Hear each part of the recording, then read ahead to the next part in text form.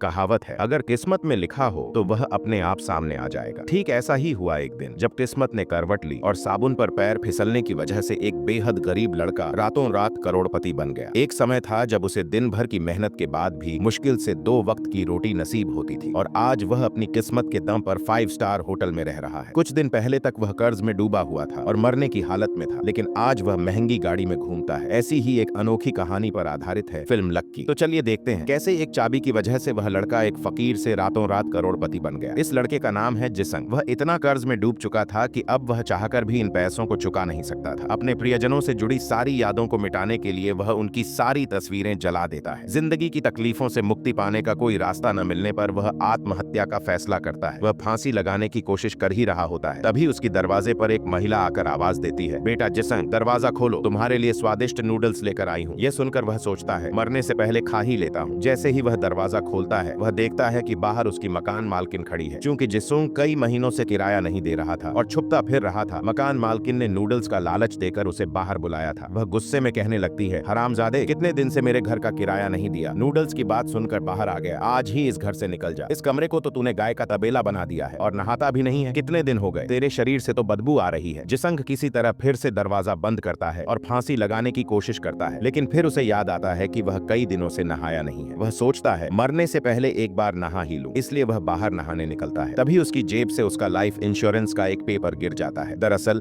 भले ही वह गरीब था, लेकिन दिल का अच्छा इंसान था। शायद उसके मरने के बाद उस इंश्योरेंस से उसके कुछ कर्ज चुकाए जा सकते। दूसरी तरफ एक बरसात भरी रात में एक गाड़ी में एक सुपारी किलर आता है और एक आदमी को चाकू मारकर हत्या कर देता है। फिर वह लाश को गाड़ी में डालकर कहीं दूर दफनाने निकलता है, लेकिन ट्रैफिक जाम के कारण पूरी रात बीत जाती है और सुबह हो जाती है। सुबह जब वह गाड़ी चला रहा होता है तो देखता है कि उसके हाथ पर खून लगा हुआ है। वह पास में हाथ धोने के लिए कोई जगह ढूंढने लगता है। कुछ देर बाद उसे एक पब्लिक वॉशरूम मिल जाता है। वह उसमें हाथ धोने जाता है। उसी समय जिसंग भी वहीं नहाने आया होता है। जिसंग देखता है कि उस आदमी के पास एक महंगी घड़ी और वॉलेट पड़ा है। वह सोचता है, ये आदमी तो बहुत अमीर लग रहा है। हालांकि दोनों एक दूसरे की ओर देखते हैं, लेकिन कुछ बोलते नहीं। थोड़ी देर बाद जिसंग दुखी मन से सिर पर साबुन लगाकर नहा रहा होता है। तभी अचानक साबुन उसके हाथ से छूट जाता है और फिसलते हुए उस सुपारी किलर के पैरों के पास चला जाता है। जैसे ही उसके पैर साबुन पर पड़ते हैं, वह फिसलकर जमीन पर गिर जाता है और बेहोश हो जाता है। उसके हाथ से एक चाबी छिटक कर जिसंग के पास आ गिरती है। जिसंग वह चाबी उठाकर उसके पास जाता है और देखता है कि वह अमीर आदमी बेहोश पड़ा है। उसके मन में लालच आ जाता है। वह सबकी नजरों से छिपकर चुपचाप उस अमीर आदमी के लॉकर की चाबी से अपनी चाबी बदल देता है। कुछ ही देर में एम्बुलेंस आकर उस आदमी को हॉस्पिटल ले जाती है। जिसंग जल्दी से जाकर उस लॉकर को खोलता है और यॉन्क नामक उस अमीर आदमी के कपड़े पहनकर बाहर निकलता है। वह मन ही मन कहता है, अल्लाह मुझे माफ कर देना, मैं बस एक दिन अमीर बनकर जीना चाहता हूँ। इसके बाद वह सूट बूट पहनकर बाहर आता है और मकान मालकिन को उसका सारा बकाया किराया चुका देता है, यहाँ तक कि कुछ महीनों का एडवांस भी दे देता है। फिर जब वह अपनी जैकेट की जेब में हाथ डालता है तो उसे उस अमीर आदमी की कार की चाबी मिलती है। अब वह उस महंगी कार में बैठकर यहाँ वहाँ घूमता है और मनमानी खरीदारी करता है। जिससे उसने पैसे उधार लिए थे सबको पैसे लौटा देता है, यहाँ तक कि अपनी गर्लफ्रेंड से लिया पैसा भी लौटा देता है। लेकिन उसकी गर्लफ्रेंड उसे बताती है कि अगले महीने उसकी शादी हो रही है। ये सुनकर जिसंग का दिल टूट जाता है। वह कार में बैठकर बहुत पछताता है और कहता है, ये कार, ये पैसा, ये सब मेरा नहीं है। ये ना तो मेरा जीवन बदल सकते हैं और न ही मेरी असलियत। उसके अंदर का अच्छा इंसान जाग जाता है। वह अस्पताल जाता है और चुपचाप उस आदमी के पास जाकर उसकी सारी चीजें वापस रख देता है। जब वह वापस जाने लगता है तभी वह आदमी उसका हाथ पकड़ लेता है। जिसंग बहुत डर जाता है, लेकिन थोड़ी देर बाद वह आदमी कहता है, डॉक्टरों ने बताया कि मेरा नाम जिसंग है। सिर जमीन पर लगने की वजह से मेरी याददाश्त चली गई है। क्या तुम मुझे जानते हो? जिसंग डरते हुए कहता है, नहीं, मैं आपको नहीं जानता। मैं तो अपने एक दोस्त से मिलने आया था, और वहां से चला जाता है। जब यॉन्क हॉस्पिटल के रिसेप्शन पर बिल चुकाने जाता है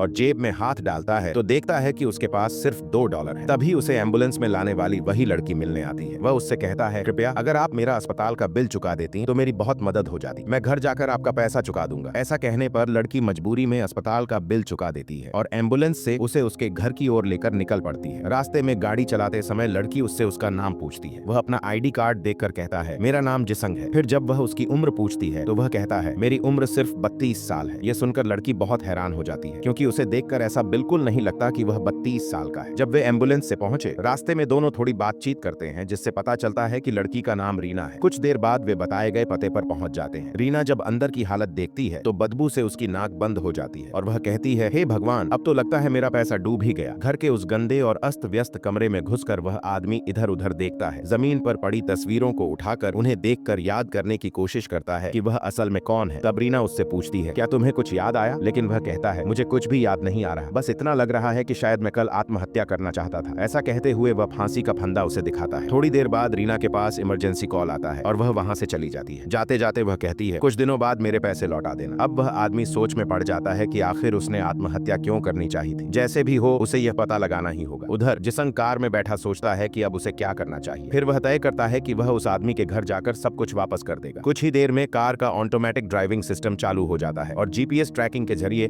वह उस अमीर आदमी की बिल्डिंग के सामने पहुंच जाता है। इतनी बड़ी बिल्डिंग देखकर वह पूरी तरह चौंक जाता है। फिर वह वॉलेट से फ्लैट का एक्सेस कार्ड निकालकर अंदर घुसता है और इतना बड़ा फ्लैट देखकर हैरान रह जाता है। वह कहता है, अरे बाप रे, इस फ्लैट का ड्रेसिंग रूम तो मेरे पूरे लिविंग रूम से बड़ा है। वह इधर उधर ढूंढता है और वहां पुलिस की वर्दी और रेनकोट पाता है। वह सोचता है शायद यह आदमी पुलिस में काम करता था। फिर वह सोफे पर जाकर चैन से बैठता है और कहता है, आह सुकून, इसे ही कहते हैं अमीरों वाली जिंदगी। चूंकि घर में कोई नहीं होता, वह सोफे पर बैठकर रिमोट से टीवी ऑन करता है, लेकिन उसे कुछ अच्छा नहीं लगता, इसलिए वह बार बार चैनल बदलता रहता है। थोड़ी देर बाद उसे एक सुंदर लड़की योगा करती नजर आती है। वह बोल उठता है, अरे ये तो टीवी नहीं, शायद सीसीटीवी है। लड़की फ्लैट के किसी और कमरे में योगा कर रही होती है और वह शरारती बच्चों की तरह उसे लाइव देखता रहता है। इधर योंक अपने पुराने गंदे कमरे को पूरी तरह साफ कर देता है। फिर वह एक नोटबुक में अपना नाम, उम्र आदि लिखने लगता है ताकि वह अपनी पहचान खोज सके। इसके बाद वह अपने पड़ोसियों के दरवाजे खटखटाने लगता है, लेकिन कोई उसकी बात नहीं सुनता और दरवाजा नहीं खोलता। तभी एक व्यक्ति अपनी पत्नी से झगड़कर बाहर निकल रहा होता है। योंक उससे बात करने की कोशिश करता है, लेकिन दोनों के बीच झगड़ा हो जाता है। योंक उस आदमी को एक मॉडर्न कुंग फू मास्टर की तरह मारता है। भले ही उसने अपनी याददाश्त खो दी हो, पर आत्मरक्षा की ट्रेनिंग वह नहीं भूला था। अब वह सोचने लगता है कि शायद वह पहले कोई कुंग फू मास्टर रहा होगा। इधर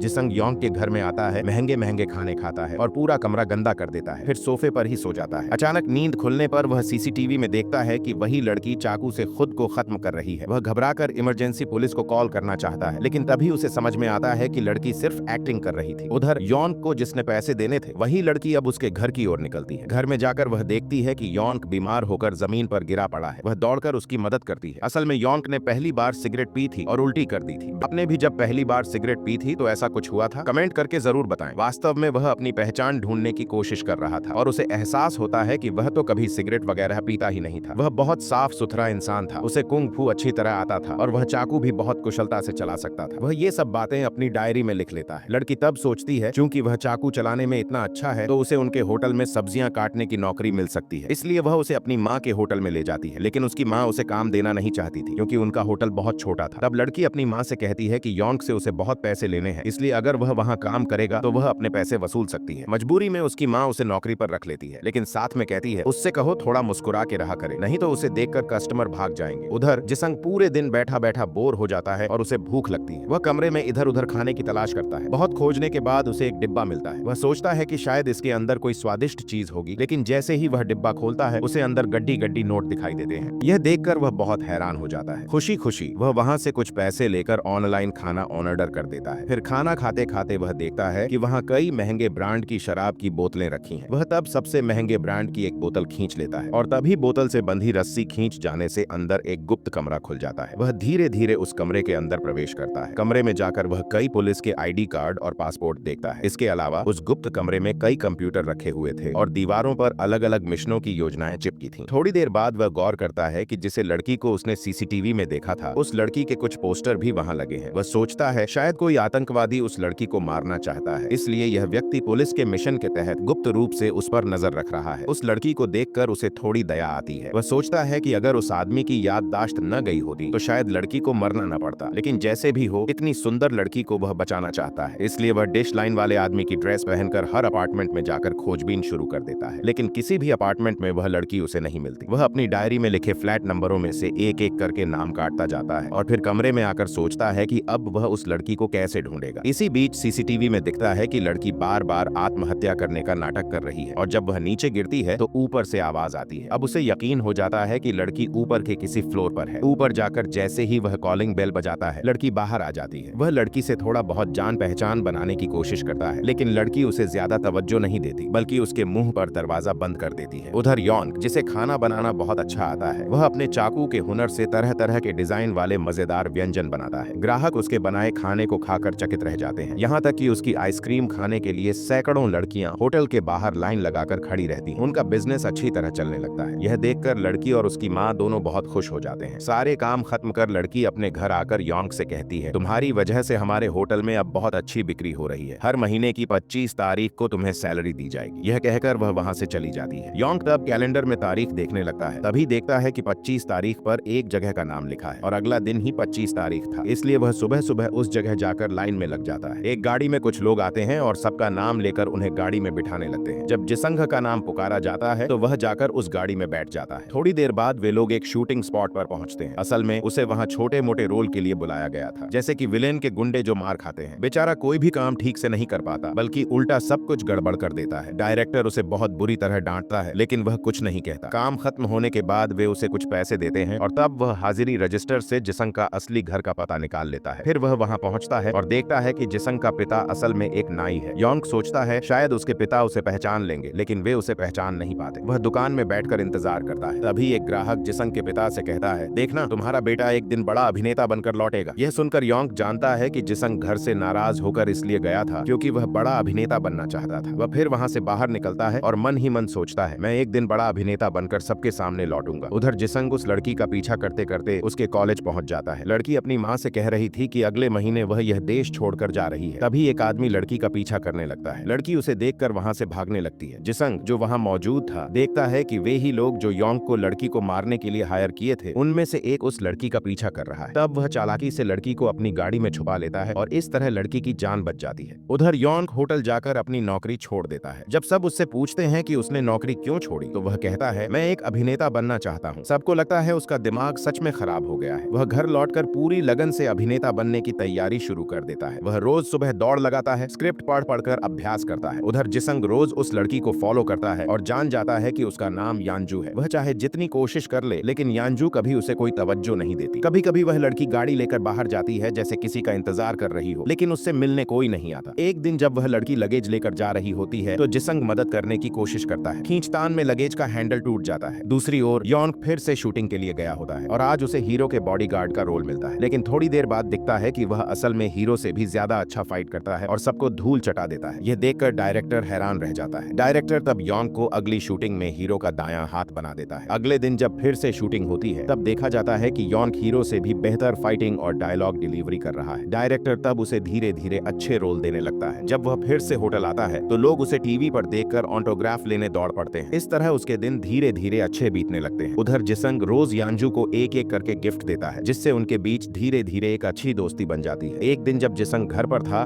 वहाँ किसी मोबाइल पर कॉल आता है। तब वह जानता है कि योंग असल में कोई पुलिस नहीं बल्कि एक सुपारी किलर है। उसे उस लड़की को मारने के लिए पैसे दिए गए थे। जिसंग फिर उन लोगों से यह जानने के लिए कि इस हत्या के पीछे कौन कौन है बहुत ज्यादा पैसे मांगता है और मास्क पहनकर उनसे मिलने जाता है। असल में योंग बहुत चालाक किलर था जिसे कभी किसी ने देखा नहीं था, इसलिए वे लोग जिसंग को पहचान नहीं पाते। लेकिन उन गुंडों का लीडर जिसंग के पीछे जासूस लगा देता है। उस लड़की पर नजर रखने के लिए जिसंग हर कोशिश करता है। उधर योंग दिन ब दिन बहुत अच्छा अभिनय करने लगता है। धीरे धीरे उसे असली हीरो की जगह कई बड़े प्रोजेक्ट मिलने लगते हैं। वह बेहद लोकप्रिय हो जाता है। लेकिन एक दिन एक शूटिंग के दौरान असली हीरो सचमुच उसे जोर से मार देता है। फिर भी योंग डायरेक्टर से कोई शिकायत नहीं करता, बल्कि कहता है कि इस शॉट को वैसा ही रहने दिया जाए। वह घर लौटता है जहां वह लड़की उसके जख्मों की देखभाल करती है। इस तरह उनके बीच एक अच्छा रिश्ता बनता है। कुछ ही दिनों में योंग एक सुपरस्टार बन जाता है। उधर जिसंग को पता चलता है कि यूमुक असल में यूनजू को मारना चाहता है। तब से वह योंग को मारने की योजना बनाने लगता है। एक दिन मौका पाकर वह योंग को मारने पहुंचता है, लेकिन उल्टा वह खुद ही पकड़ा जाता है। जान बचाने के लिए वह योंग से कहता है, मैं आपका बहुत बड़ा फैन हूँ। यह कहकर किसी तरह वहां से बच निकलता है। एक दिन योंग एक रोमांटिक सीन में अभिनय करने जाता है, लेकिन वह उस सीन को ठीक से नहीं कर पाता। घर आकर वह उस लड़की से यह बात साझा करता है। फिर दोनों मिलकर घर पर अभ्यास करने लगते हैं। बाद में शूटिंग के दिन वह हीरोइन के साथ बहुत ही अच्छा अभिनय करता है। यूनजू हमेशा की तरह एक गुरुवार को लगेज लेकर घर से बाहर निकलती है। तभी जिसंग उसे रोककर कहता है, जिसका तुम इंतजार करती हो वह अब कभी नहीं आएगा, और अगर आया तो तुम मुश्किल में पड़ जाओगी। यह सुनकर यूनजू पूछती है, तुम इतने दिनों से मेरा पीछा क्यों कर रहे हो? तब जिसंग कहता है, क्योंकि मैं तुमसे बहुत प्यार करता हूँ। यह कहकर वह उसे गले लगा लेता है। यह सीन गुंडों के बॉस के पास पहुंच जाता है। वे अब एक नया सुपारी किलर हायर करते हैं ताकि दोनों को खत्म किया जा सके। योंग के दिन अच्छे बीत रहे होते हैं। वह सबको लेकर इधर उधर घूमता रहता है। लेकिन एक दिन जब वह गाड़ी से जा रहा होता है तभी बारिश शुरू हो जाती है। बारिश देखकर उसे वह पुराना दिन याद आ जाता है और याद आता है कि वह असल में जिसंग नहीं बल्कि यॉन्क है। तुरंत वह अपने अपार्टमेंट लौटता है। वहाँ कमरे की बुरी हालत देखकर उसे समझ आ जाता है कि पब्लिक बाथरूम वाला लड़का ही इसके पीछे है। वह तुरंत यूंजू से मिलने जाता है, लेकिन जिसंग उसे रोकता है और यूंजू से कहता है, ये आदमी एक भाड़े का कातिल है और तुम्हें मारने के लिए हायर किया गया है। तब यॉन्क कहता है, तुम मेरे बारे में जानते ही क्या, तुम्हारी वजह से सब कुछ बिगड़ गया। लोग सोचते हैं कि मैं एक सुपारी किलर हूँ, लेकिन हकीकत यह है कि मैं पैसे लेकर भी किसी को नहीं मारता, बल्कि एक नाटक करता हूँ और उन्हें बचाकर कहीं और भेज देता हूँ। मैं यूंजू को भी आत्महत्या की नाटक के जरिए बचाना चाहता था, लेकिन याददाश्त खोने की वजह से सब कुछ उलझ गया। अब उसे देश से बाहर भेजे बिना कोई और रास्ता नहीं बचा। वह यूंजू से कहता है, जिसंग ने भी तुम्हें मारने की साजिश की है। तब जिसंग कहता है, अगर मैं मर भी जाऊं तो किसी को फर्क नहीं पड़ेगा। यूमुक तब कहता है, तुम ऐसा कैसे कह सकते हो? क्या तुमने अपने परिवार के बारे में कभी सोचा? तुम्हारे पिता रोज प्रार्थना करते हैं कि तुम एक अच्छे अभिनेता बनो। काफी सोचने के बाद यॉन्क कहता है, मेरे पास एक योजना है। अगर हम तीनों ही मरने का नाटक करें तो हम इस झंझट से बच सकते हैं। वह घर जाकर उस लड़की से कहता है, मुझे मेरी याददाश्त वापस मिल गई है, लेकिन मैं तुम्हें अपनी जिंदगी में शामिल नहीं कर सकता। अगले दिन जिसंग नाटक करता है और यूंजू को मार डालता है। तभी यॉन्क वहां पहुंचता है। गुंडों का लीडर हैरान रह जाता है, एक ही आदमी को मारने के लिए दो कातिल क्यों? वह पूछता है, ये दूसरा नया कातिल कौन है? तब उनमें से एक कहता है, इस नए किलर को पुराने को मारने के लिए ही हायर किया गया है। सब कुछ योजना के अनुसार चल रहा था, लेकिन दिक्कत तब आती है जब वह लड़की यॉन्क को ढूंढते ढूंढते वहां पहुंच जाती है। यॉन्क लाख समझाने की कोशिश करता है, लेकिन बात नहीं बनती। तब वे सभी मिलकर चालाकी से ऊपर से एक कंटेनर गिरा देते हैं, जिससे सारे गुंडों को लगता है कि वे मर चुके हैं। इसके बाद यॉन्क कभी अपनी पुरानी जिंदगी में वापस नहीं जाता, बल्कि जिसंग बनकर एक अभिनेता के तौर पर ही जिंदगी गुजारता है। इतना ही नहीं, वह असल जिसंग को भी अभिनय का मौका दिलाता है। दरअसल इंसान अपनी इच्छा शक्ति के जरिए कुछ भी हासिल कर सकता है। किस्मत को हमें खुद बनाना होता है। आपको इस कहानी से क्या सीख मिली, जरूर कमेंट करके बताइए। अब तक आपके साथ था मैं खैरुल। सब लोग खुश रहे। मैं जल्दी ही लौटूंगा एक नई वीडियो के साथ। अल्लाह हाफिज।